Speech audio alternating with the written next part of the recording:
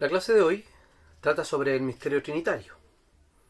La doctrina de la Trinidad ha sido un área de innumerables discusiones a lo largo de la historia de la Iglesia. A mis alumnos del seminario los invito a mirar la historia de la doctrina en la bibliografía que tenemos para ese propósito. Antes de comenzar la exposición debemos escuchar ciertas advertencias cuando nos acercamos a la doctrina de la Trinidad. El teólogo sistemático John Frame dice lo siguiente respecto a cómo la doctrina de la Trinidad es presentada en la Escritura. Él señala lo siguiente: las Escrituras solamente nos dan un vistazo de la doctrina, no un tratado.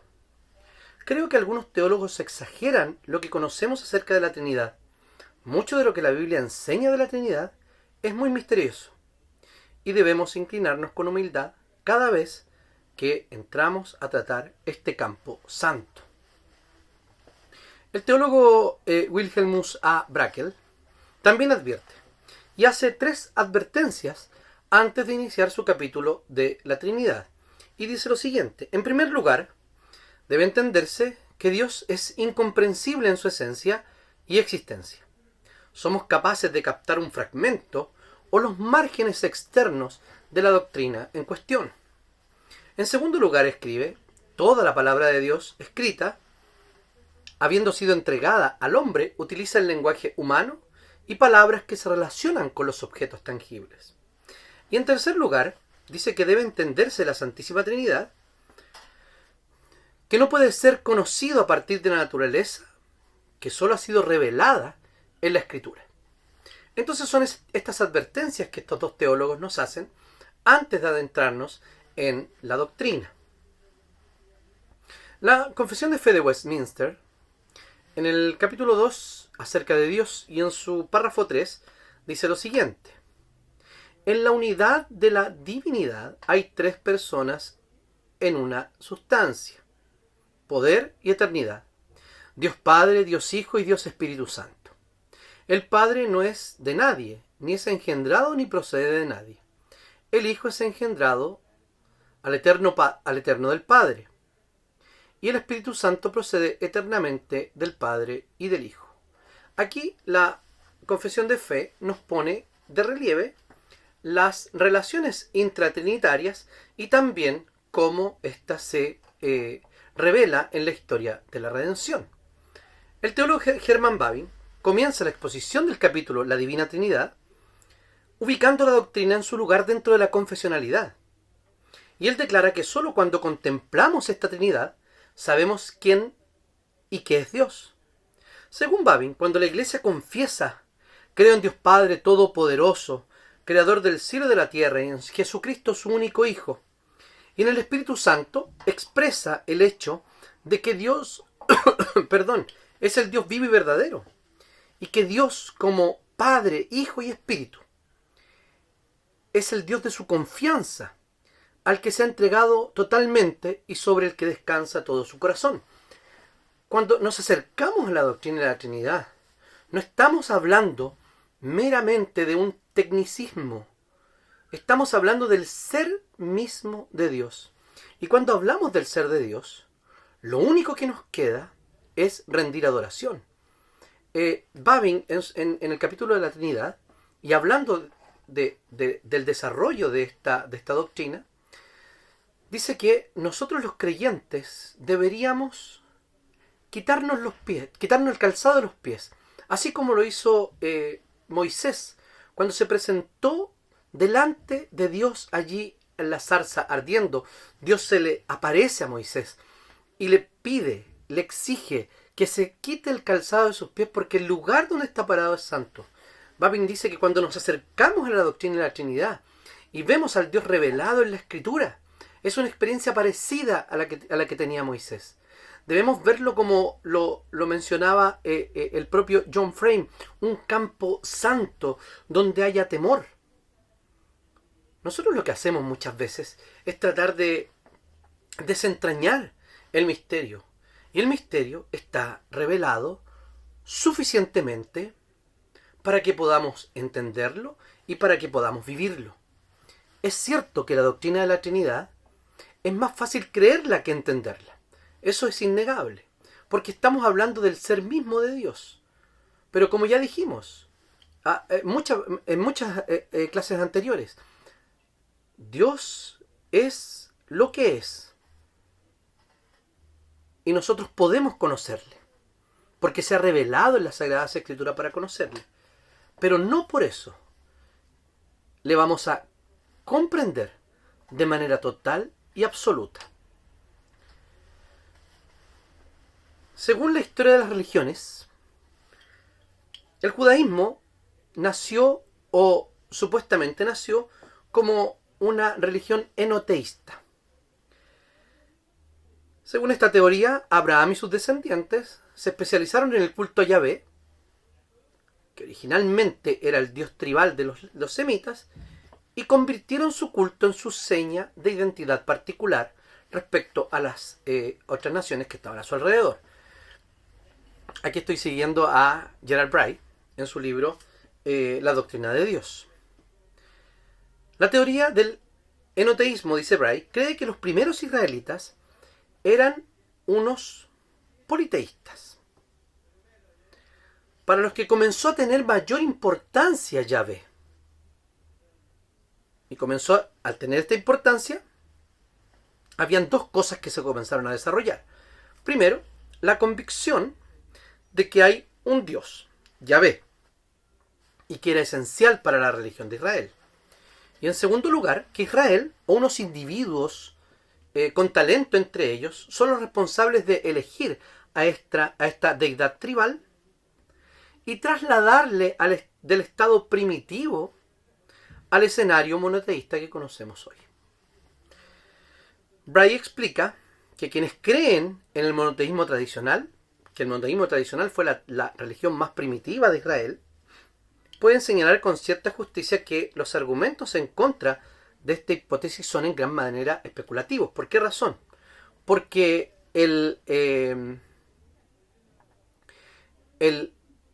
la religión de Israel, o el supuesto enoteísmo de Israel, es una tesis que está basada en inferencias del silencio de los textos, más que las afirmaciones específicas y positivas que la Escritura dice. Nosotros vemos ciertamente a Yahvé siendo comparado con los dioses de alrededor.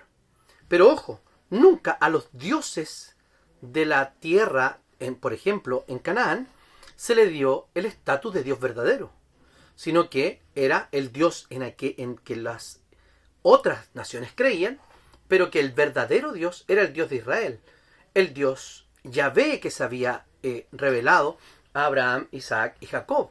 Eso no significa que haya tenido un desarrollo del politeísmo o del enoteísmo hacia el monoteísmo. Vemos este desarrollo largamente tratado en el capítulo 1 de la epístola del apóstol Pablo a los Romanos, donde dice que iniciando en una religión verdadera, ellos derivaron en una religión falsa y politeísta y también idolátrica. Respecto al origen de la doctrina. En la línea que viene diciendo el propio Bray, pero muchísimos años antes, Herman Bavinck escribe lo siguiente: si esta confesión de la Trinidad de Dios toma una posición tan central en la fe cristiana, es importante entonces saber sobre qué base descansa y de qué fuentes ha fluido a la Iglesia. Bavinck explica que hay una acusación hacia la doctrina de la Trinidad, la cual supuestamente esta crítica que se le hace no existía antes, sino que cuando el cristianismo se mezcla después de la predicación del Evangelio de Jesús, se mezcla con la filosofía griega, aparece esta especie de invención de la doctrina de la Trinidad. Claramente, la doctrina de la Trinidad, dice Bavinck, dice lo siguiente: no vio en la doctrina de la Trinidad ningún descubrimiento de teólogos sutiles, ningún producto de la unión del Evangelio y la filosofía griega, sino más bien una confesión que fue concluida materialmente en el Evangelio y en toda la palabra de Dios. Una doctrina, en resumen, que fue inferida por la fe cristiana a partir de la revelación de Dios.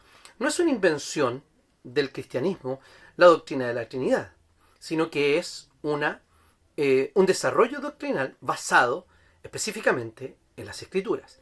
Y vamos a ver el dato bíblico más adelante. ¿Cómo progresa la doctrina? Ciertamente, no encontramos en el Antiguo Testamento semillas de esta doctrina. Babbing reconoce que hay semillas en el Antiguo Testamento y escribe lo siguiente: comenzó en la creación, continuó después de la caída, de las promesas y de las obras de gracia que se acumulaban a Israel, y alcanzó su cúspide en la persona y obra de Jesucristo en el derramamiento del Espíritu y en el establecimiento de la Iglesia. O sea, la doctrina de la Trinidad ha fluido de manera permanente en toda la historia de la redención. Esta progresión, según Babbing, se da por las siguientes razones. En primer lugar, porque el Antiguo Testamento primero revela a Dios como el único Dios. Y ciertamente el énfasis de los primeros capítulos y de la primera revelación de parte de Dios es puesto en la unicidad de Dios. ¿Por qué razón? A causa de la propia depravación humana y de la caída en el pecado, porque este corazón humano, según citábamos el primer capítulo de Romanos, la caída contamina al ser humano y este contamina al monoteísmo creacional que podemos ver en la Escritura. Entonces se hace necesaria en la revelación la unicidad de Dios. Eso en primer lugar. Para Israel también era importante la doctrina de la unicidad o de la unidad de Dios.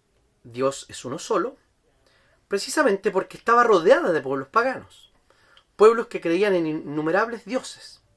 Y era necesario para Israel tener la claridad de que Dios era uno solo. Estos pueblos paganos estaban constantemente invitando a Israel y seduciendo a Israel para ir en pos de sus dioses.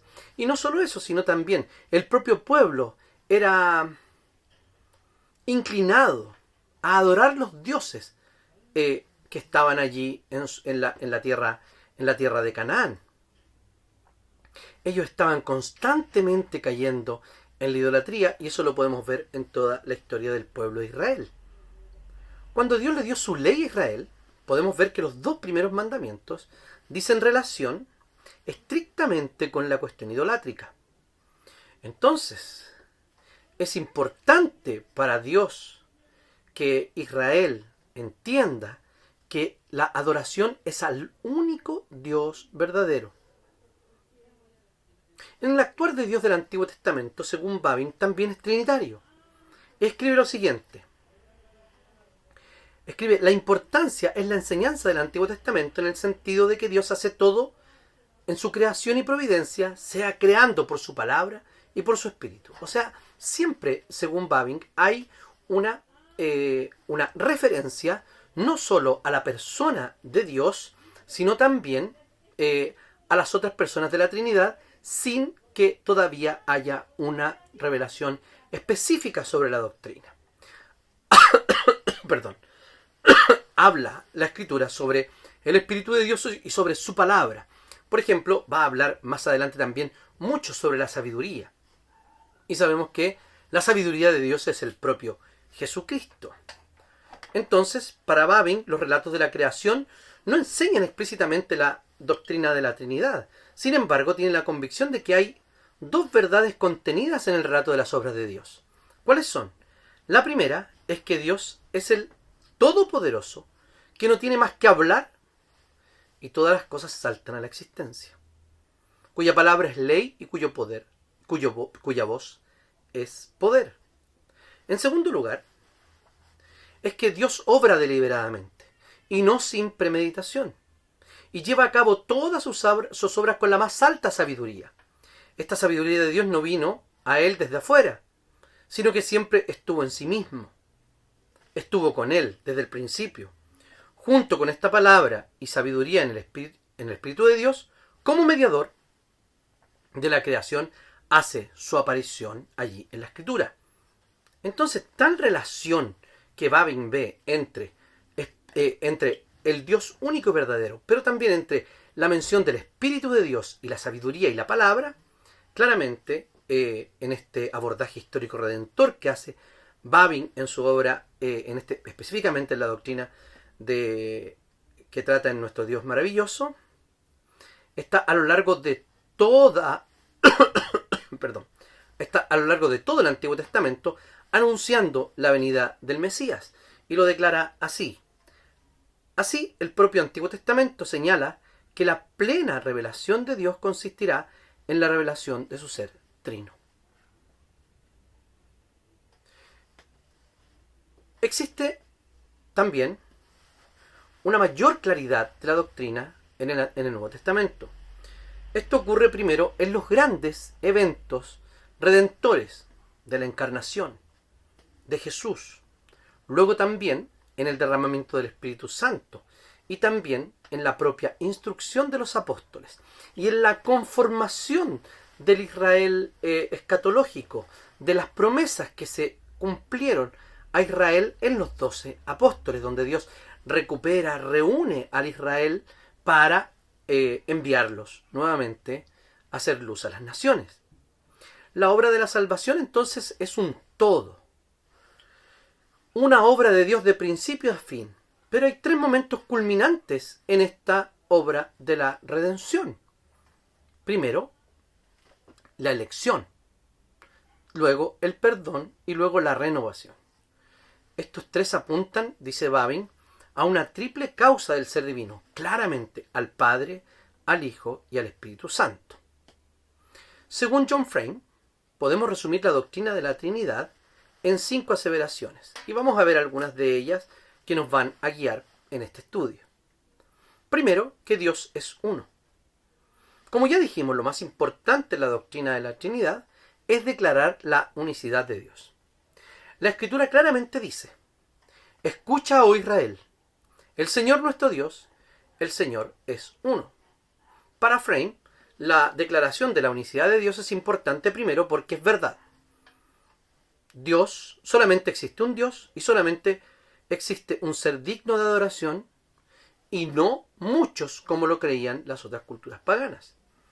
Y en segundo lugar, escribe que esto es importante porque también la unidad de Dios es crucial para su señorío. Solamente un solo Dios puede estar completamente en control del mundo, hablar con autoridad suprema y tener más íntima presencia con su pueblo. Estamos hablando de las perspectivas o las triadas que John Frame habitualmente explica en su literatura. La segunda verdad es que Dios es 3. La Escritura de una manera misteriosa nos dice que en Dios hay 3 personas. Como ya dijimos, en el Antiguo Testamento podemos encontrar semillas de la Trinidad, y así algunas triadas, tanto en los Salmos, en Isaías, en el profeta Ageo. Pero cuando llegamos al Nuevo Testamento, la doctrina está consolidada. ¿Cómo sucede esto? Bueno, porque la escriturización del Nuevo Testamento, en ese momento ya había venido Jesucristo. El Señor ya había estado, ya había caminado sobre la tierra y se había declarado como el Hijo de Dios. Y también ya había venido el Espíritu Santo como la promesa que el Señor, como el cumplimiento de la promesa que Dios había hecho en el Antiguo Testamento. Entonces los escritores del Nuevo Testamento, en la mayoría judíos, fueron persuadidos de que debían adorar a un hombre, que el hombre Jesús era nada más y nada menos que Dios mismo. Ellos también vieron que el Espíritu Santo, que había descendido a la iglesia en el Pentecostés, era totalmente Dios. Así que, aunque continuaron confesando que Dios es uno, y lo podemos ver en los escritos neotestamentarios, reconocieron también que eran tres, o sea, una trinidad. Las tres personas son cada una completamente Dios. Podemos ver innumerables textos bíblicos donde el Padre es reconocido como Dios, el Hijo es reconocido como Dios y el Espíritu Santo es reconocido como Dios. En la literatura que ustedes están leyendo pueden consultar el innumerable material bíblico que existe para aquello. Vemos entonces dos específicos. La Gran Comisión, ¿cierto? Respecto del bautismo. Vayan y hagan discípulos a todas las naciones, bautizándolos en el nombre del Padre, del Hijo y del Espíritu Santo. También vemos en el bautismo de Jesús claramente la Trinidad. El Hijo está allí, encarnado, visible. El Espíritu Santo descendiendo como una paloma. Y el Padre diciendo, este es mi Hijo amado, en el cual tengo complacencia. También lo vemos en textos muy claros, como la bendición apostólica al final de la segunda carta del apóstol Pablo a los Corintios, donde dice lo siguiente, que la gracia de Jesucristo, el amor de Dios y la comunión del Espíritu Santo. Habla de las tres personas de la Trinidad. Cada persona también es distinta de las otras. Les voy a enviar por el Classroom una pequeña imagen donde podemos ver en un triángulo y en el centro la palabra Dios. Usted, por favor, quiero que lo vea porque ya lo va a tener en su poder. Dios, el Hijo, es Dios. El Espíritu Santo es Dios y el Padre es Dios. Sin embargo, el Hijo no es el Espíritu Santo, el Padre no es el Espíritu Santo, ni el Padre es el Hijo. ¿Por qué razón? Y aquí tenemos una triada también de John Frame. Primero, el Padre representa autoridad, ¿sí? Y es quien predestina. El Hijo es quien ejecuta y representa también otra parte de la triada de Frame, que es el control, el gobierno. Y luego, la presencia la representa el Espíritu Santo, quien aplica la obra de redención. Ahora, cuando veamos más adelante la persona del Espíritu Santo, nos vamos a dar cuenta de que no solamente el Espíritu Santo es instrumental, entre comillas, que aplica la obra redentora de Cristo a los creyentes, sino que el Espíritu Santo está a lo largo de toda la Escritura, por ejemplo, también como Espíritu Creador. Y cuando veamos la sección de Cristología, también nos vamos a dar cuenta de que el Hijo ha estado a lo largo de toda la historia también como el creador o el principio creador utilizado por Dios. Y estas tres personas también están relacionadas entre sí eternamente. El Padre no estuvo solo. Esto significaría, si existiera solo una persona eternamente, significaría que cuando las otras personas o los otros entes vienen a la realidad o vienen a la existencia, habría un cambio en cuanto a los atributos divinos. Sin embargo, por ejemplo, respecto al atributo de amor, la Santísima Trinidad ha estado en comunión amorosa entre ellos. Y este amor también fue emanado al mundo en el momento de la creación, y el amor por sus escogidos en la eternidad pasada. ¿Por qué hay provecho en desarrollar una espiritualidad trinitaria? Esto nos debe llevar a ponernos de rodillas delante del Señor en cuanto al misterio. Y vamos a terminar con la reflexión que hace Wilhelmus Brackel sobre la doctrina de la Trinidad. Dice lo siguiente: ahora queremos proceder a la aplicación práctica, que es a la vez maravillosa y provechosa. Sí, toda la vida espiritual del cristiano consiste en ejercitarse en la relación con este misterio. Y se distingue así de la práctica de la virtud civil y de la religión natural. Una persona piadosa nunca negará este misterio, aunque todos los creyentes no lo perciban con igual claridad. No pueden ser igualmente capaces de reflexionar en su conocimiento sobre esta doctrina, ni expresarse con palabras lo que entienden de ella. El creyente lo cree y es mucho más conocedor de este misterio que el teólogo más erudito, pero no regenerado. Aunque este último puede expresarse con más elocuencia sobre este tema, el creyente en todos esos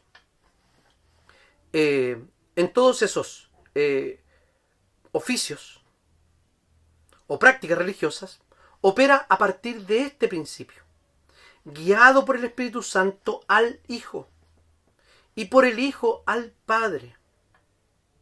La unidad del ser divino brillará a su alrededor mientras se ejercita en la relación con la Trinidad.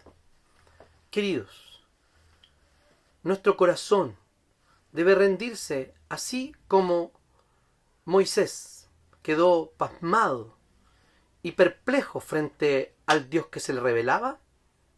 Cuando encontramos la doctrina de la Trinidad, cuando la estudiamos, nuestro corazón debe tener la misma actitud de asombro, de contemplación ante el ser mismo de Dios.